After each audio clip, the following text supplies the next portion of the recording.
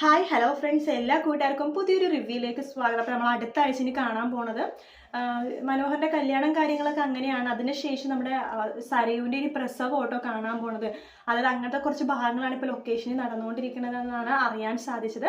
അങ്ങനെയാണെങ്കിൽ സരയുടെ പ്രസവമായിരിക്കും ഇനി അടുത്തതായിട്ട് വരാൻ പോണത്. പ്രസവമായാലും കുഞ്ഞ് ജനിച്ചാലും മനോഹർ അപ്പോഴും മനോഹറിന്റെ സ്വഭാവം മാറത്തില്ല. അപ്പോഴും ഓരോരോ പെണ്ണുങ്ങളെ കണ്ടുപിടിച്ച് കല്യാണം കഴിക്കുന്ന കാര്യങ്ങളും അവരുടെ സ്വത്ത് അടിച്ചു മാറ്റുന്ന കാര്യങ്ങൾക്കും വേണ്ടിയിട്ട് ഇങ്ങനെ മനോഹർ നടന്നുകൊണ്ടിരിക്കും. കാരണം മനോഹറിന്റെ ആദ്യത്തെ കുഞ്ഞൊന്നും അല്ല സരയുവിന്റെ വയറ്റിൽ, പക്ഷെ സരയുവിന് ആദ്യത്തെ കുഞ്ഞ് തന്നെയാണ്.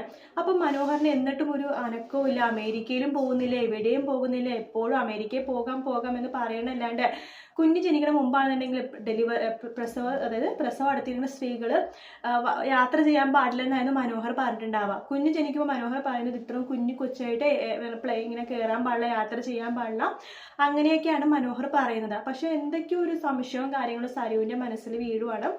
അങ്ങനെ അവസാനം എല്ലാവരും പറഞ്ഞ കൂട്ടത്തിൽ സരിയും അത് ചെറുതായിട്ട് വിശ്വസിക്കുന്നുണ്ട്. മനോഹറിന് എന്തെങ്കിലും കള്ളത്തരമുണ്ടോ, ഇനി തൻ്റെ അച്ഛന് മെൻ്റലും കാര്യങ്ങളൊന്നും ഇല്ല, ഇനി മനുവേട്ടൻ തന്നെ ഉണ്ടാക്കിയെടുത്ത ഒരു കഥയാണോ, തൻ്റെ അച്ഛനെ മെൻ്റലാണ്, തൻ്റെ അച്ഛനെ ഭ്രാന്താണെന്നുള്ള സത്യം. അങ്ങനെ നമ്മുടെ സരിന് മനസ്സിലാവാണ് തൻ്റെ അച്ഛനെ ഭ്രാന്തും ഇല്ല, ഒന്നുമില്ല, നോർമലാണ്, അച്ഛൻ പറയുന്ന കാര്യങ്ങളൊക്കെ സത്യമാണെന്നുള്ള കാര്യം. അങ്ങനെ മനോഹറിൻ്റെ ഓരോരോ നീക്കങ്ങൾ നമ്മുടെ സരിയു മനസ്സിലാക്കുകയാണ്. അങ്ങനെ സരിയു നെട്ടനോട് തന്നെ തിരിച്ചറിയാണ് തൻ്റെ മനുവേട്ടന് താൻ കൂടാതെ ഒരുപാട് ഭാര്യമാര് പല നാടുകളിൽ പല രാജ്യങ്ങളിൽ വരെ ഉണ്ടാകുന്നു തന്നെ സരയുവിന് അറിയില്ല. അങ്ങനെ ഒരുപാട് ഭാര്യമാരും അതിലൊരുപാട് പിള്ളേരും ഉണ്ടെന്ന് മനസ്സിലാവാണ്. അത് മനസ്സിലാക്കുന്ന സരയു ആകെ തകർന്നു പോകുക കേട്ടോ.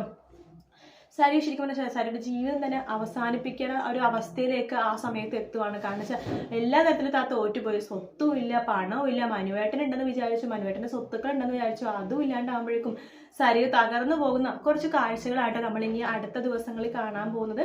വീഡിയോ ഇഷ്ടപ്പെട്ടെങ്കിൽ ലൈക്ക് ചെയ്യാൻ മറക്കരുത്, സബ്സ്ക്രൈബ് ചെയ്യാൻ. മറ്റൊരു വീഡിയോ ആയിട്ട് വീണ്ടും കാണാം. Take care, bye bye.